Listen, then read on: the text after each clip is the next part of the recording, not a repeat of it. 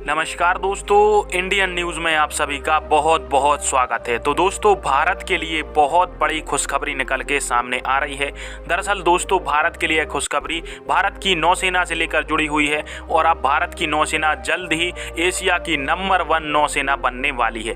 दरअसल दोस्तों, चीन और पाकिस्तान को एक साथ काउंटर करने के लिए इंडियन नेवी का बहुत ज़्यादा पावरफुल होना अति आवश्यक है, क्योंकि दोस्तों चीन जमीनी और आसमानी दोष पर लड़ने से तो रहा, क्योंकि इस समय भारत जमीन और आसमान पर चरम सीमा की शक्ति हासिल किए हुए है, परंतु भारत केवल नेवी के क्षेत्र में ही थोड़ा कमजोर पड़ जाता है चाइना की तुलना में। इसी को ध्यान में रखते हुए भारत सरकार अब फ्रांस के साथ बहुत बड़ी नेवी की डील को लेकर विचार कर रही है। दरअसल दोस्तों, आप सभी को बता दूं कि भारत की नेवी के बेड़े में अभी फिलहाल में 14 सामान्य पनडुब्बियां हैं और इनमें से कई सारी पनडुब्बियां पुरानी हो चुकी हैं। और भारतीय नौसेना के डेटा के हिसाब से बताऊं तो दोस्तों 25 से 31 साल की उम्र की कई सारी पनडुब्बियां इन्हीं पनडुब्बियों में से हमारे पास उपलब्ध हैं, जो कि पुरानी हो चुकी हैं और युद्ध के समय में इनसे ज़्यादा मदद नहीं ली जा सकती है। तो इसी को ध्यान में रखते हुए भारत फ्रांस से पनडुब्बियों को लेकर बहुत बड़ी डील करने वाला है, जिसमें फ्रांस भारत के लिए 24 पनडुब्बियां बनाएगा, जिनमें से 6 परमाणु हमला करने में सक्षम होंगी।